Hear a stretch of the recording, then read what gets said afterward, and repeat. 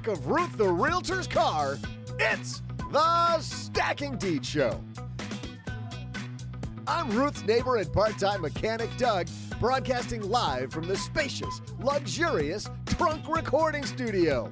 On today's show, because everyone's talking about AI, it's time for your favorite real estate podcast to jump on board. We'll ask Chat.GPT what you need to know about real estate, and the answers are, let's say, surprising? In our headlines, one major U.S. city is practically giving away real estate downtown. What's the catch? Oh, there's a big one.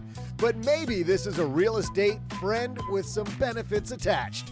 We'll fill you in on the details. Plus, we'll answer a call to Ruth's rotary phone from Pamela Ding Dong. That's not her name, but you just can't resist.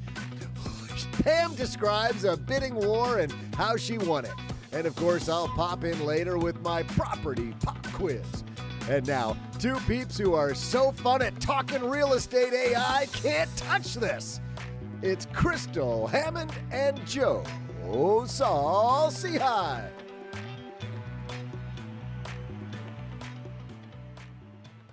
Good morning. I thought it was you can't touch this. I can't touch this. Is that your New Year's resolution? Well, Doug's problem's the restraining order. They trip you up. They just trip you up sometimes. Hey, everybody.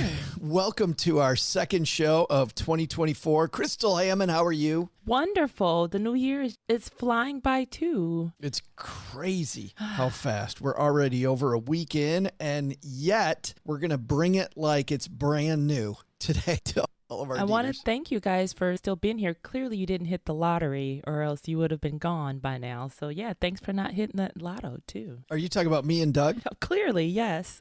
Because for our deeders, if they hit the lottery, what are they going to do with it, Crystal? They're going to invest in They're real gonna estate. listen. Duh. Oh yeah, they're gonna buy 2 more ears so they could double listen to the show. Well, we got something that they might think about buying when they hear today's headline. How's that for foreshadowing? Crystal? Bum, bum, bum.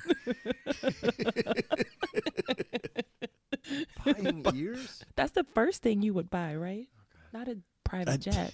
Is it- More ears so you can listen to more Stacking Deeds. Duh, of course. Duh. Yes. Welcome to the Body Modification Podcast. Other people stop with a Bod tattoo. Crystal Crystal's goes all getting in a on pair ears. of bolt-ons, and not the kind most people want. Hey-oh. Look what I made bigger. My ears. Oh, you've misunderstood horribly. Oh, my goodness. Great. Welcome to Weirdest Open Ever. Right. Well, Thank you. we got a great show, Crystal. So why don't we jump into our headline? Our headline today comes to us from the Neo Trans blog. This is a Cleveland-based blog about development, real estate, construction, demolition. Downtown Cleveland skyscraper sells cheap is the headline. Crystal, this is written by Ken Pendergrast late last year. According to a well-placed source, downtown Cleveland's third tallest skyscraper is under a purchase agreement from a New York City-based buyer. The 45-story Huntington building, also known as 200 Public Square, beautiful building downtown, has seen its share of challenges since the pandemic and the rise of remote working nearly 4 years ago, as other office properties have. That's one reason why the building has reportedly sold for a vastly discounted rate. Listen to how discounted this is. The source, who spoke on the condition of anonymity, said that the agreed upon sale price for the 1.26 million square foot tower, this is a huge building, Huge. was approximately $65 million. That would come to about $52 per square foot. For comparison, the source said the last time the 38-year-old skyscraper and its 6-story atrium fronting Public Square sold more than 5 years ago, it fetched a price of $187 million. So from $187 million Wow. just 5 years ago, down to $65 million. That is tough, Crystal. That's difficult. Well, that's a huge discount too, but that's also not coming with all the rents that they were seeing before, most likely. And then there it goes. It's another numbers game because you're buying $1 million worth of equity. Will you see that again? That rent. But the answer could be yes, because you can change the use of that building. And I actually, in preparation for today's show, I was like, hey, Chat.GPT, why would you do something like that? Like, that is a huge... Why would you buy space in a skyscraper? Hold on, before we get to that, let's talk about how dangerous this is. Because remember when Paula and Mindy were with us at the end of last year for our wrap-up of last year, Crystal, they talked about just how dangerous it is to purchase office space. And this is a real problem. I mean, if you're somebody that's holding on to any real estate in downtown markets, you have a super problem with offices. Nobody's going downtown to work anymore. Now, a lot of our deeders are like, well, how does this affect me? Well, if you own an Airbnb, if you own a short-term rental that's close to downtown, so people that are going to be visiting a city for work purposes for a week, for 2 weeks, few days, whatever it might be, and you're one of these second tier cities, sorry, Cleveland, but really like Cleveland, Detroit, Kansas City, St. Louis, you know, these cities that are up and coming cities really before the pandemic, Crystal. Have you been to downtown Cleveland lately, Doug? Well, it's not like they just popped up like 5 years ago, Joe. They've been around a little while. Okay. It's hard to call them up and coming. Good point. Comeback stories. How about that? I like that. Yes. I like that. They're boom towns. They just came out of nowhere. You didn't just realize there was this beautiful Lake Erie right there. They're like, let's put a city here. I heard we can catch the lake on fire. Let's put it here. People in Cleveland tired of that story by now, oh, God, you yes. think? Oh, yeah. Please, God. That was please stop talking about that. And downtown Cleveland is beautiful. All kinds of cool restaurants and just a great vibe downtown Cleveland. In fact, after the flats burned down on the Cuyahoga, they made a sweet bar scene down there. Yes. Yeah, the flats. Yeah, I've heard of that. Amazing downtown Cleveland. But in any of these cities, these comeback cities, we'll get the verbiage right, your short-term rental properties could be affected. This could be a big deal. And frankly, for Cuyahoga County, where the tower is, it says here the tower's appraised at $136 million, getting sold for $65. So that tax is going to be discounted later. It's due to pay $4.88 million in property taxes this year. But based on the new property tax value, that could result in a loss of at least $2.3 million in tax revenue, which is, of course, divided among Cleveland schools, their parks, their libraries, like all of the local public works and public services get hit hard when this discount happens. So bad news for real estate. But we've heard this is coming for a long time, Crystal. Yeah, but I guess it would be better than getting nothing, because on the flip side of that, can you imagine an abandoned building of that size in a downtown? It's bad enough that the smaller abandoned buildings, wreak havoc on any area. So imagine a skyscraper or something that big just being abandoned. It's just I grew up sad. near Detroit, Crystal. I can totally imagine a building that size being abandoned. It's not a stretch of the imagination. True. That is a fact. But it is. It wasn't the best downtown either when that was happening. Like, people were not hanging out in downtown, going to restaurants in downtown, But look at what's happening. We have all these resurgences of all these downtowns, Crystal, to your point. When I was a kid, I'd love going to Chicago, the Magnificent Mile. Yeah. You look at what's going on right now in the Magnificent Mile of Chicago. I mean, the Grand Lux restaurant just closed down right across from Water Tower Place. Very big deal. Yeah. That's a place that iconic to the Magnificent Mile. And why? Because A, there's not that many people down there, and you've got crime numbers on the Magnificent Mile through the roof. Well, heck, Crystal, you're in D.C., and you were telling us the other day as we were preparing for this about problems with DC business owners and restaurants shutting down. Yeah, restaurants. A lot of restaurants are moving to my neck of the woods, Northern Virginia, because of the robberies. A lot of the restaurants in downtown DC are being robbed, and it's like, you know what? We will take our business elsewhere. And that's another thing that we talked about in a previous episode about the fragile neighborhoods with Dr. Seth Kaplan. Yeah. You're investing in a neighborhood, and that is something to be cognizant of when you are looking to where you want to put your investment dollars. Well, so this is super dangerous right now, but to swing around to your point where you asked Chat.GPT, at some point though, Crystal, it's always best to invest when everybody else is looking the other way, right? Now, how long you're going to have to hang on? Like, man, if you invested, well, Doug, you and I lived in the Detroit area for a long time. Yep. If you thought that Detroit was a buy after the riots in 1968, you had to wait a hell of a long time play to get this resurgence. But at some point it comes back. And I frankly think there are so many people, if you look at studies around millennials and Gen Z, people don't want to drive. They're not into car culture. True. Nope. No license. They want to be downtown. So at some point, Crystal, to your point, maybe these skyscrapers become a good opportunity for people. We talked to Antoinette, who went in buying real estate and realized this was a good business opportunity. Like maybe there's a real estate opportunity that becomes a business play. I'm thinking maybe WeWork type things. Mm-hmm. Like with my small business at one point, I thought we were going to move Stacking Benjamins downtown Texarkana. I mean, very much the same as like Cleveland or DC, downtown Texarkana. There was an old grocery store that was being rehabilitated, and we were going to put in this glassed-in studio. Now, the bad news is the landlord didn't get what we were doing. He wanted to have a coffee shop, and I thought next to the coffee shop, we could have some speakers out there, and people could, like, watch the sausage being made. People could be watching us recording this right now. He wanted to charge us this jacked up rent that was just crazy numbers. I'm like, I'm going to be bringing people to your coffee shop. But it's going to be like, I got to go listen to the Stacking Deets show. But exactly. Who are they? What is that? I know, but didn't get it. So you asked ChatGPT if we bought some of this stuff.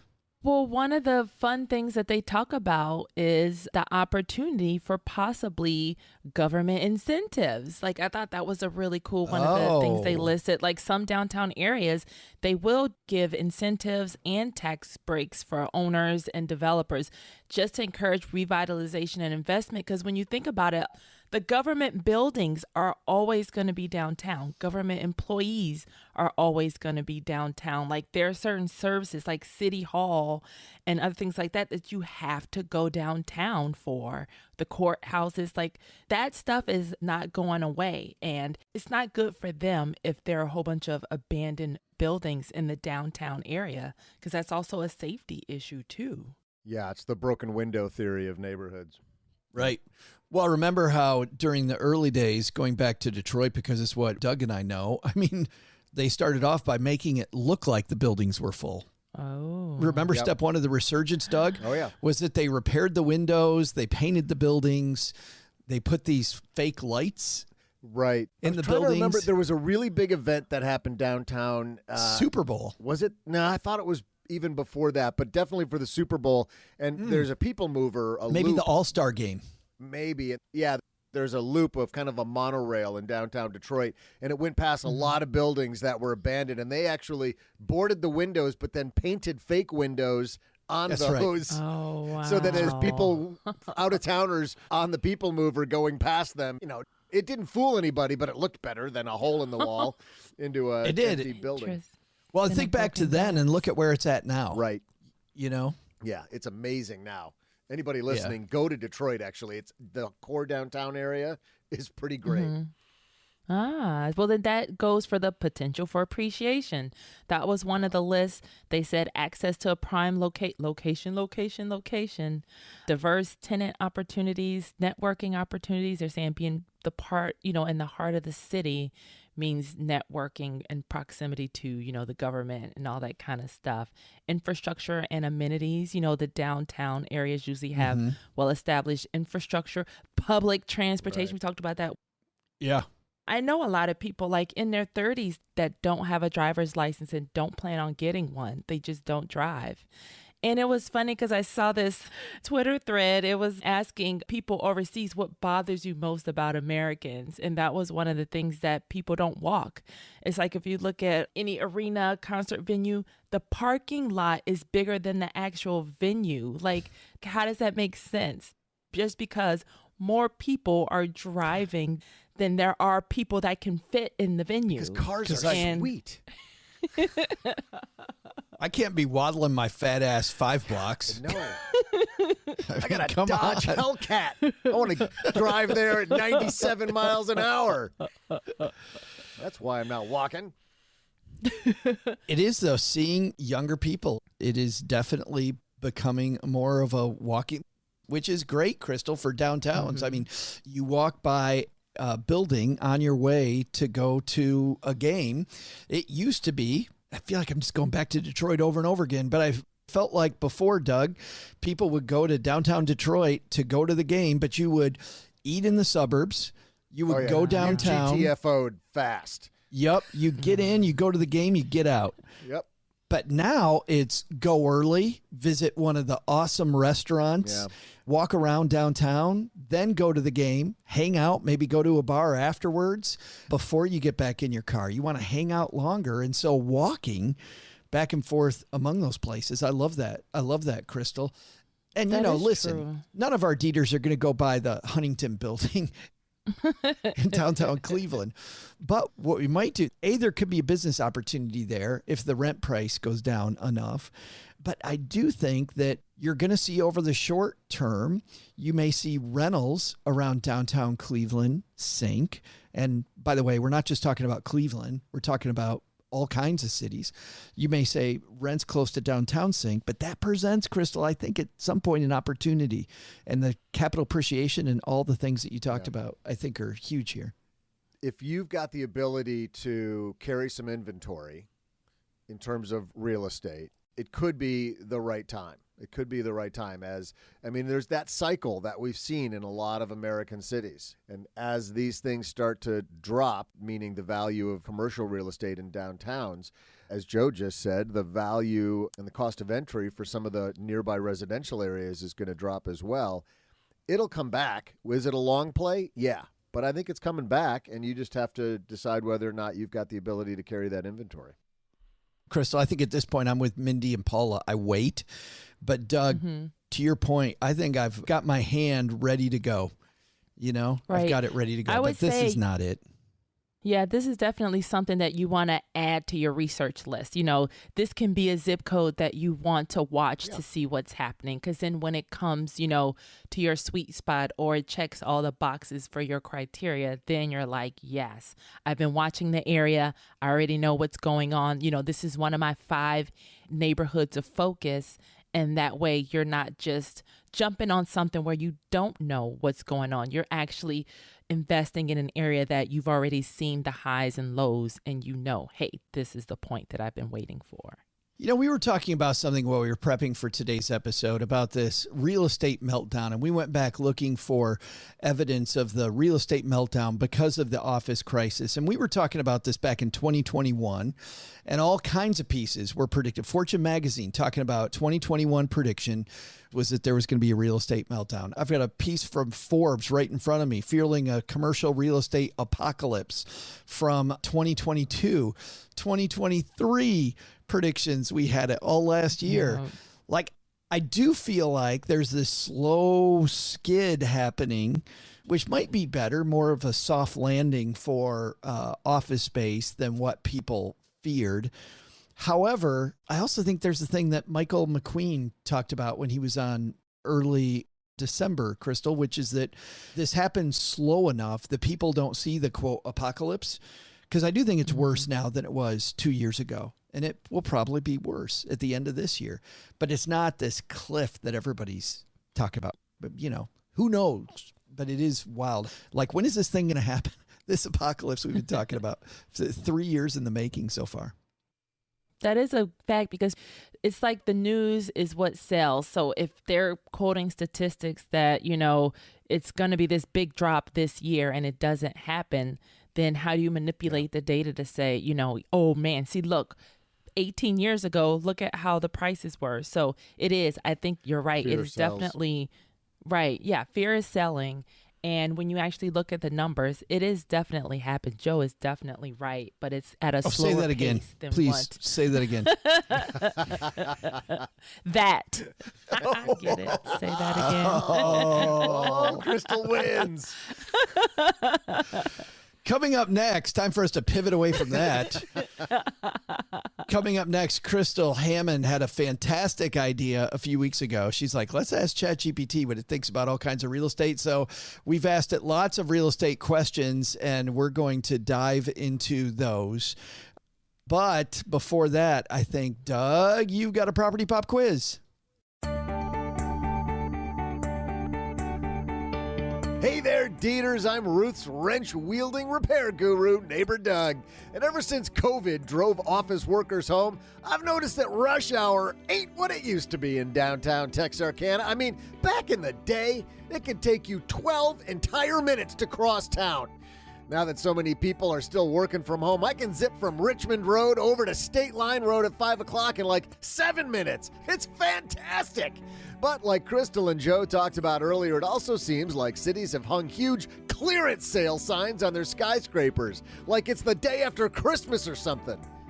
Huh. Wonder if there's a connection. We'll probably never know. But that got me thinking about the tallest building in the United States. Back when Ruth was a kid, it was the Empire State Building, but that was a long, long time ago. Whoa, Ruth! I meant, feels like yesterday, because she seems so young. Yeah, that's what I meant. Oh, God, that was close. So, what the heck? Let's make that our trivia question. What is the tallest building in the USA? I'll be back right after I take a stroll down the middle of Main Street. Why not, am I right?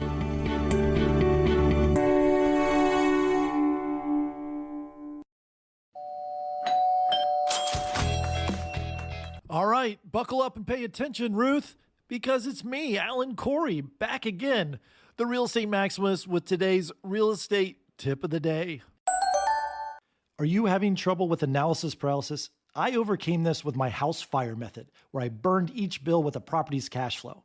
So for example, I had a $150 phone and internet bill. I saved up a down payment on a property that would cash flow me $150 a month. And that house will now pay that internet and phone bill for the rest of my life. Then I saved up again for another down payment to pay my $150 car note, and then another for my food budget. I grew my portfolio burning one bill at a time. Now, I know analysis paralysis keeps so many investors on the sidelines, but this process is what I use to keep me moving forward. If the house covered a bill, I was in and I made an offer on it. And then on to the next one. And eventually all my bills were covered. And what happens when all your bills are covered from property's cash flow? Well, I got to leave my day job. This is the same process that may work for you as well. And that's today's House Money Media real estate tip of the day. If you're craving more real estate education, then head over to housemoneymedia.com to check out my real estate coaching and courses. Use coupon code DEEDS for 10% off all of our products so you can learn everything you need to know about long-term and short-term rentals, whether you're investing locally or out of state. That is DEEDS, DEEDS, for 10% off for all Stacking Deed listeners only at housemoneymedia.com.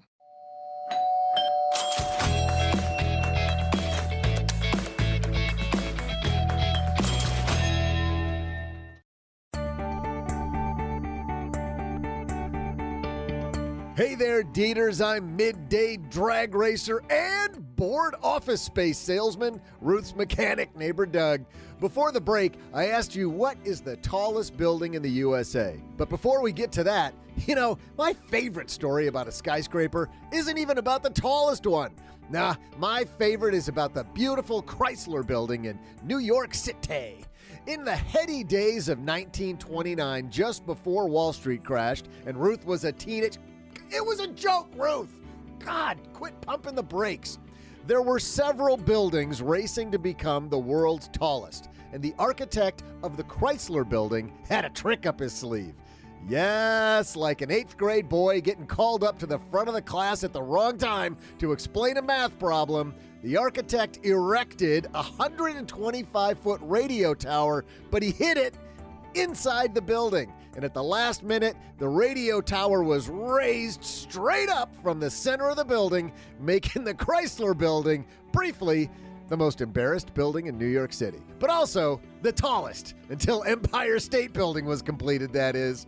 Nowadays, at 1,776 feet tall, no, that wasn't an accident, the tallest building in New York City and the USA is One World Trade Center. And now, let's get back to Crystal and Joe talking to the most charismatic guest we've ever had on the show. Well, at least the best bullshitter. It's Chat.GPT. Hey, Joe, can you ask Chat.GPT why my Chrysler building has a mind of its own, please?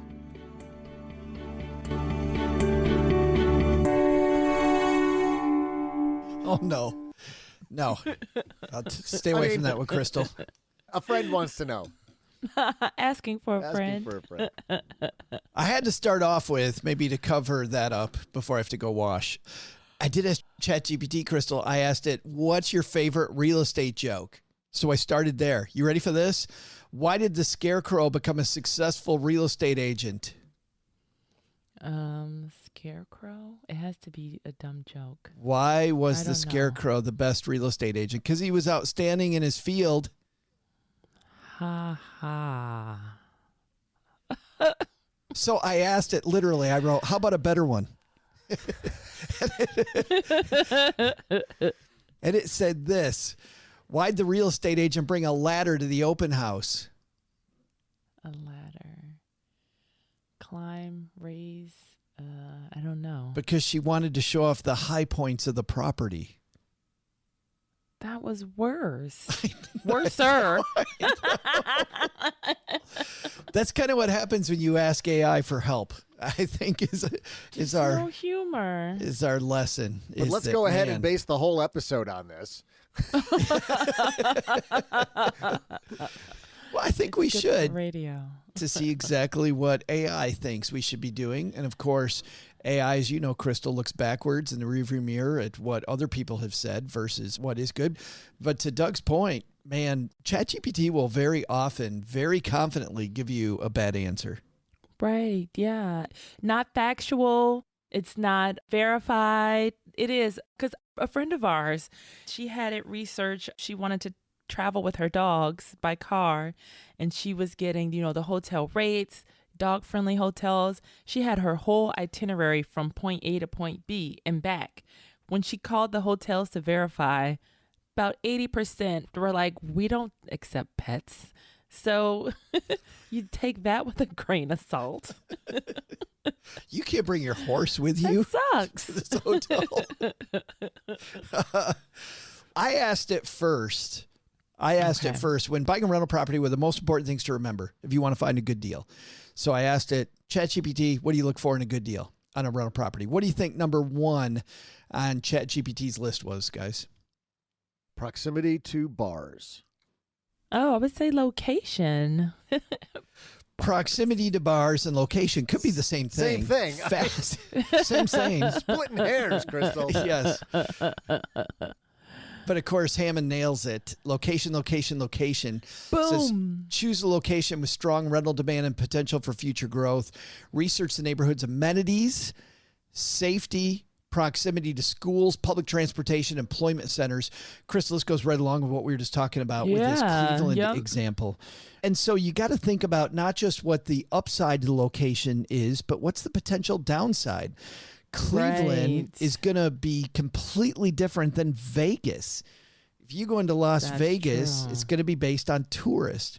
No offense, Cleveland, not as many tourists coming to Cleveland as are coming to Vegas. So you've got to look at what the traffic flows are going to be, why people would stop going to this location, which is good. How many of our short-term renters ask the question, and I'm curious, and I'd love to get an answer to this. Write me, joe@stackingbenjamins.com, because I'd love for you to answer this question. How many of you poll your people staying and ask them why they're in your spot? Oh, that's a good question. Like, wouldn't it be great to know, Crystal, if this is tourism related, if it's business related, because you can change your listing and emphasize the points. You can also change the amenities. Like somebody who's there for business is going to want higher speed internet, is going to want the coffee maker, is going to want, whatever. If I'm there with my family for tourism, it's going to be like that short-term rental I told you guys we stayed at in Minneapolis where they had a couple video games. They had a couple video game cabinets. It was definitely made for a family. They had like a foosball table. It was totally something that was made for a family that wanted to stay close to downtown. Joe doesn't even care if the place had bathrooms. It had video games. And so he's like, thumbs up, best place ever. We're staying. We are staying. Oh, I know, Cheryl, you only want to stay for a day. We're staying for a week. Because you know why? They have Golden Tea Classic. That's why. Duh. I don't even have to put quarters in this machine. It's incredible. That's the first one, location. Second, behind location to try to find a good deal. Yeah, that makes sense. Nope. What is number 2, Crystal? Oh, that is funny. I thought try to find a good deal was the answer. Yes. Try to find a good deal. I was thinking about video games and that Tetris kid who beat the high score. I love how Crystal assumes ChatGPT's like, and that's it. Okay. And I'm done. Let's see. Besides that, just look for a good deal. It actually has to do a lot with what we already said, which is the market property. Well, it's funny because that really is number 2. Because I'll give you that one, Crystal. Because number 2 is market analysis, which we went into that. We're comparing Cleveland and Vegas, right? Conduct a thorough market analysis, understand current trends, look for areas where property value is expected to appreciate, which means knowing the city a little bit. My son's doing that in Detroit, in areas of the city that he thinks are going to appreciate faster than other areas, looking at what other landlords are up to, where building is really happening, what's exciting, what's right around the corner, likely to be around the corner. But number 3 is property condition. ChatGPT says, assess the condition of the property, consider the cost of any necessary repairs or renovations. You don't need to consider those, Crystal. Yeah. You need to have your spreadsheet program. Suni told us that last week. Have a spreadsheet and begin listing. I'm going to need to make this repair, this repair, this repair, this repair, and then put down what your estimates are for those repairs. And then a well-maintained property may attract better tenants and yield higher returns. But what did Suni also tell us last week? That if you can turn it into a better maintained property, you may find a better price point if you have the wherewithal to be able to do the work. All agreed. Number 4 on the list. So our top 3, location, market analysis, and property condition. Number 4 then is? Taxes? Oh, that's interesting. Let me look at that. Legal and regulatory considerations, I put that as. That is number 9 on the list. Also, along with what the taxes are, beware of local landlord tenant laws and regulations, right? Especially if you're restrictions. if you're doing short-term rentals, those are changing all over the place. Oh, yeah. Understand zoning laws and any restrictions. Antoinette talked about how she took these single families and turned them into duplexes. Some strong stuff there. But they said rental income potential. Evaluate how much the rental income is going to be. Could be. You got to project that out ahead of time because that brings up what's next, cash flow and expenses and your financing options. Right, because that all you got to make sure that rent is going to cover your everything. And if you're deciding I'm not going to be the property manager, I'm going to hire a property manager, that rent better cover that expense too. Yeah, kills the deal immediately. Which, by the way, your property management was next on the list, Crystal. Nice job. Yeah. Consider whether you manage the property yourself or hire a professional management company. Grace, earlier in the year. Yeah. Grace hired property managers knowing it was going to cost money, but she's too empathetic with people and she would let in the wrong tenant and property management didn't. However, on the other side, it was Al, right? Mm-hmm. I think Al was a firefighter. Yeah. Yep. Al said, screw that. I'm not giving away that money. I'm going to do it myself. And he a little bit more hard edge. So a little bit of know thyself there. Number 7 then is financing options. Number 8, future development plans. We spoke about that last week about how, hey, looking at the property the way it is now isn't the way it needs to be in the future. I could redevelop this into a different type of property if the zoning laws let me.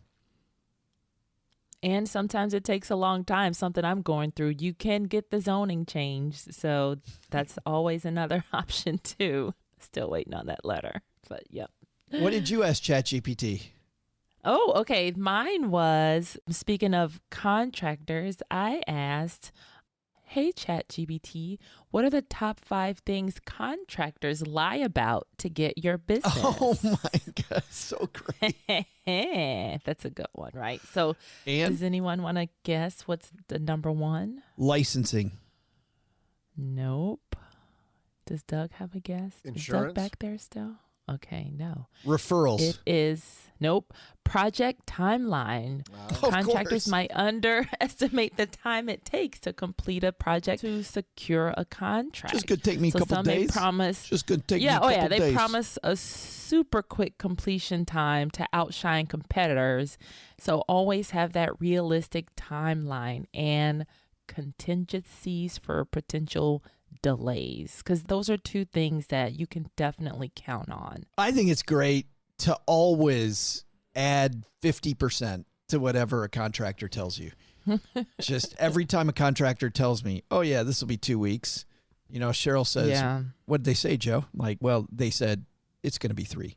Forget what they said. It'll Right. be 3 weeks. Yeah. Like just being a realist. All right. Number 2 is the cost estimate. So they do this initial estimate and it may be low, but it may not include every single expense. So you should request a detailed breakdown just to make sure that, it makes sense. Because if they're telling you, oh, I have to replace a furnace. Oh yeah, I have this old one that was $200 and I could put it in for $100. That's a lie. Run away, because that's just not a realistic price. So even you can just use a, Home Depot ballpark estimate. They get discounts on supplies and stuff, but still, if it's suspiciously low, then beware. Even when you're negotiating, if they'll be like, oh, that'll be, $20,000, and you're like, oh, that's above my budget. Okay, it'll be $1,500 or $15,000, and then they come back and you're like, okay, yes. Then you end up spending the original 20. Yeah. Right. So that's another thing to be aware of. Be like, for overages, I did learn this. This was a good thing. If they have overages, that should come out of their contractor's fee. Then I'm not paying for that overage, then you have to pay for that overage. So that's a good thing to have in your contract too. Like all overages shall come from the contractor, not from me. I think a lot of our dealers are like, That'll whoa, teach 'em. contract, how does that work? We need to dive into that in a future episode more, Crystal, because yeah, definitely. And there are We some can go to problems with that. contracts not ironclad. I mean, just speaking to my son, even, he began having his contractors sign contracts, and he found they will sign anything and getting it from them is nearly impossible. Like, oh yeah, I'll sign that. Yeah, sure. Come get me, pal.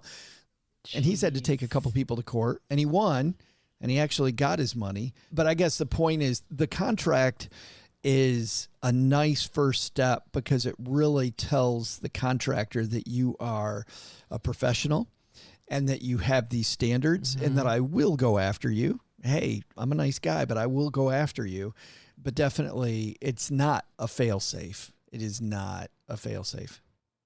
And for my project, when we were interviewing contractors, I straight up face-to-face asked, what's your lawsuit situation? Have you ever had to sue someone, and has someone ever had to sue you? And then you give them an opportunity to tell you exactly what's happening. And then you go to the court and, you make sure they were telling the truth. Yeah, because that's all public record. So definitely make sure, ask them, have there been any name changes? Because that's another thing, businesses do to escape litigation. They'll just change the name or start a new company. So these are things to look out for when you are looking for contractors. And don't think this is optional. All right. By the way, don't think, oh yeah, Right. no, No. you got to do this. Yeah, this is a must. Some of the best talkers are also the scariest people, Yeah. especially when it comes to contractors. What else you got? All right. We got experience and expertise. They exaggerate their expertise. What else? Their subcontractor relationships. Because shockingly, you're my first customer and I feel lucky are not the best sales pitches. No. Not at all. Not at all. You do want to check. And you said those the next one behind references. that was? Subcontractor relationships. Some contractors may not be transparent about their reliance on subcontractors for specific tasks. So ask about their subs, their qualifications, and how they'll be managed, because that is true. You need to ask, hey, are you going to 7-Eleven or Home Depot in the morning to get your contractors for the day? Because sometimes, you don't know anything about those people. So that is an important question to ask because we know they're going to hire subcontractors. Like, one contractor is not a master at every single trade. So you need to ask, hey, where are your subcontractors coming from? We all want to cut corners. And what has been interesting to me with real estate is I have had friends that have, after an initial project, just gone directly to the subcontractor and said, I'm going to go around and I'm going to avoid this extra fee of having the general. Can be a way to go. You're never going back to that general again, especially if the general finds out that you went around their back. But second, Crystal, you know what I found more often? Was that the general is a source of so many jobs for that subcontractor that the subcontractor did crappier work for my friends when hired directly than they did when hired indirectly through the general. So in a lot of cases, with a good general, if you can find the good general contractor, you actually get better performance from those subs. So don't think that cutting the corner and going directly to the sub and avoiding that extra layer of fee on top is, again, a panacea all the time. If you find a good general, it can pay for itself because she or he have such great relationships with these subs that they get better work. And the other thing I've found, Joe, depending on where you live, especially if you're not in a major metropolitan area, is those subs need that GC for more work in the future. No, that was specifically my point, Doug. Yeah. Oh, okay. All right. I must have missed it because, they'd rather get 15 jobs from that GC than your one Yes, job. Loyal. Absolutely. And so it may not just be about the quality of even if you get them, if you snag them for your one job, it may not just be about the quality of the work they're doing for you, but even the challenge of even getting them to say yes. Right. Because they'd much rather work with somebody who's going to just keep feeding their pipeline. And to your point, my friend didn't get the discount that they thought because going directly to them, it turns out the GC gets a discount because of the fact, Doug, that they've got the 15 jobs. Like, hey, if you can give me 15 jobs, I'll give you a discount. I represent one, redesign of a bedroom or whatever, one painting job. They're not giving me the discount the general's getting. So sometimes the general even represents a discount. I found that with designers as well. Home designers, which seems like a huge waste of money to a lot of people. Home designers can often come very close to paying for themselves just through the discounts they get on all of the furnishings, the stuff to make the place look good. Beyond that, the fact that they're so much better at it and the place looks so much better than I can do myself. Just amazing also sometimes what a good designer can do or a good stager could do to make your property look better. Yeah. Like, they're professionals for a reason. And they do things that I just couldn't do. And then the last thing on this list is quality of materials. They might propose the use of lower quality materials to reduce costs. So make sure, I think you had something like this happen with some shingles, right? Yeah. Shingles over shingles. Yeah. Just a flippin' nightmare. Just when I finally got a good roofer out and goes, hey, guess what's really going on with your roof? Yeah. Not great. I asked Chat.GPT, what are the biggest mistakes real investors make? And number one, inadequate market research. They see the house. They don't think about the surrounding community, and you're going to go the way the ocean goes. If Cleveland's having a bad day, you're not going to fight that tide. Second, poor property inspection. How many times, Crystal, have you seen this to be a problem? Oh, yeah. Even during the pandemic, my realtor said a lot of people during these bidding wars, they were like, oh, I don't need an inspection. I really want this house. And they're regretting those decisions as Let that property go. Like, let it go. Yes. That property inspection is non-negotiable. Third, ignoring operating expenses. You forget things. You forget to include property taxes. You forget to include insurance, maintenance, property management fees, and then your projections are grossly off. This is why SUNY's spreadsheet with every line item, get that spreadsheet, use it for all of your properties. And when you make a mistake, add it to the spreadsheet. Go, you know what, next time, fool me once, but I'm not going to make that mistake next time. And then overestimating the rental income. Neglecting legal and regulatory compliance, lack of contingency planning. What happens if nobody rents it for 3 months? What happens if you're in Houston and remember in Houston with the power outages and all of a sudden you had people with pipes freezing and bursting, and now you've got those messes. And then just generally emotional decision making.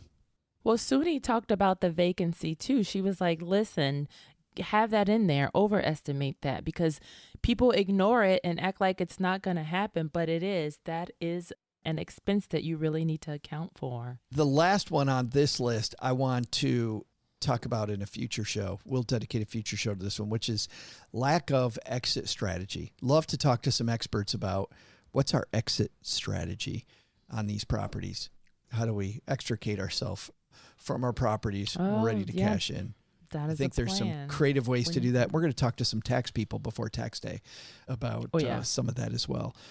Crystal, did you have another list? Let's do one more. Okay, one more. Oh, well, pick which one, because I had two. What realtors lie about, or what are the top 5 financing obstacles that new real estate asked about financing face as well, but I really want to know what real estate pros lie about.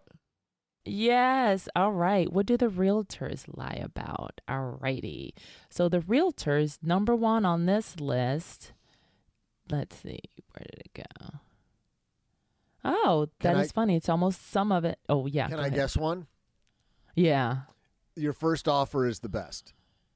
The first, well. Like negotiating, is it worth it? No, it's not on there. Number 1 is market conditions. They downplay current market challenges or overstate the potential for quick sales to create a more favorable impression. Right. So make sure you know like what the realistic market conditions are for that area. Well, and that's interesting. Let's take this one. Huntington building as an example in Cleveland that we brought up earlier. Market conditions, pretty damn horrible.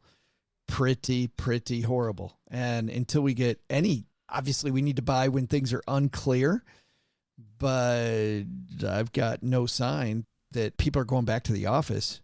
There's no sign that people are coming back. Right. They were like, buildings are flying off the market in downtown Cleveland. It's like, I can't even look at, and sometimes you can look at another city. So you could look at what's going on let's go back to Kansas City. You could look at what's going on in Kansas City and go, oh, I could bring that to Cleveland, or that's going to happen. That's a wave that's coming. We don't even have that yet. I'm not seeing any city solving that mess yet. What's number 2? All right. Number 2, comps, the comparable sales. They might selectively choose, comparable sales that favor their argument when determining the value of a property. So make sure you do your own research. Like if they're telling you, that the place next door went for $500,000, let's raise this price. And it's like, Taj Mahal, or it's totally not the same kind of property as yours, that does not carry any weight. To the point of your example, Crystal, I think this is especially important on the sell side. You don't want to overprice your property and have it sit. However, what's the real estate pro? The bad real estate pro is looking for the easy sale, and the easy sale is positioning it below everything else, quick turnaround, and you could lose thousands or tens of thousands of dollars because of the fact that you went ahead and went along with this. Look at the comp show. No, my house is way better than those comps. Let's do some real comps. Yeah, and even on the opposite side, just to get your business, Realtor A may tell you a way unrealistic higher price that you can sell your property for just to have it sell at that lower, more realistic price. But they just said that to get your business, knowing full well that it's not. This is why that market research has come up on multiple lists, because The more market research you do and get your ego out of the way about what your house is worth, you think it's worth, you won't be talked into a lower price or a higher price. You'll have a pretty good feel of where you're at. All right. And then these last couple commissions rates, which commission rates are going to undergo a change. But sometimes, they'll initially promise a lower one and then they'll negotiate for the higher one later on. They'll be like, oh, well, since it hasn't sold in this many days, we're going to have to charge you a higher commission just because X, Y, Z. So have that fixed in the beginning. We will dive into all of these in our show notes, and that was so fun. We've got so many. I've got like 4 more of these. I do want to ask it one more joke. Let's ask it for a better joke. See if it can come up with a better one. Bet it doesn't. Doug, it's gonna get worse. Naysay or say nay, Doug.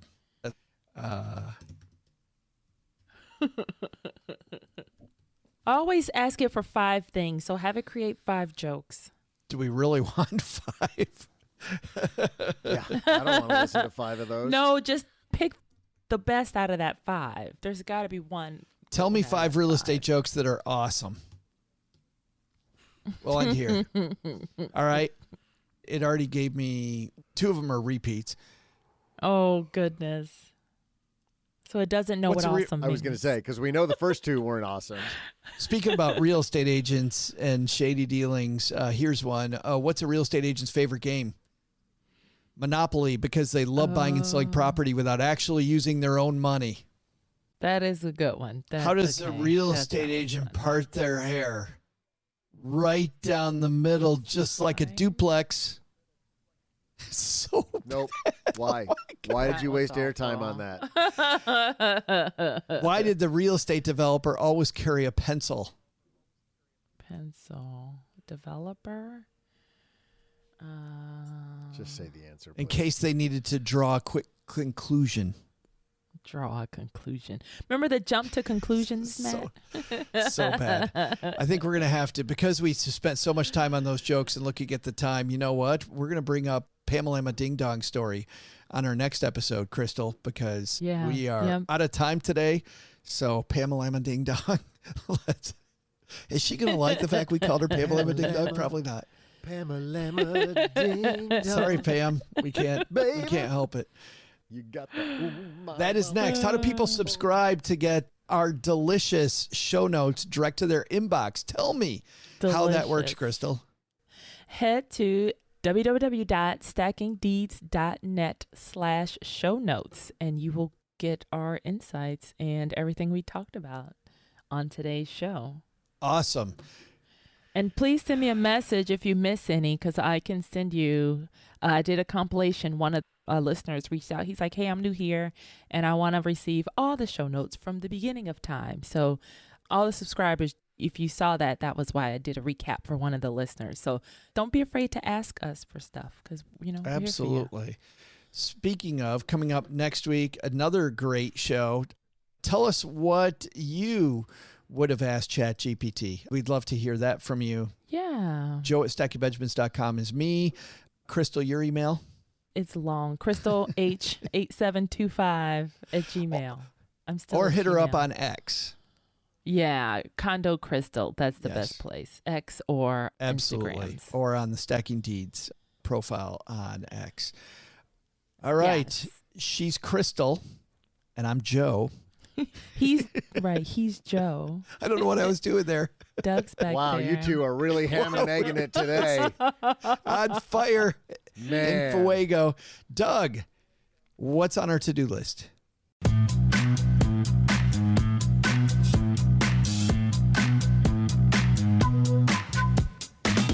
So, what should we do based on what we learned today? First, ChatGPT can both be a powerful tool and full of crap. It's like that quirky friend who sometimes gives you stellar advice and other times recommends wearing socks with sandals, which Joe did to me one time. I got laughed right out of that funeral home. Use it as a tool on your journey through the real estate game. It can provide valuable insights and tips, but don't forget to cross-reference with a living, breathing, and preferably professional human. Trust, but verify. Second, take a lesson from Pamela Ding Dong and realize you need to be patient in the real estate industry because we're going to have to get to Pamela Ding Dong's question next week. I just really wanted to say Pamela Ding Dong. So fun. But the big lesson, if the property boasts a kitchen with a view, double check it's not just the window overlooking your neighbor's eccentric rubber duck collection. Because in real estate, we're aiming for panoramic sunsets, not quirky bathroom ducks. It's important to note that no chatbots underwent any harm during today's episode. Appreciation to you for tuning in today. Find relevant links in our show notes on stackingdeeds.net.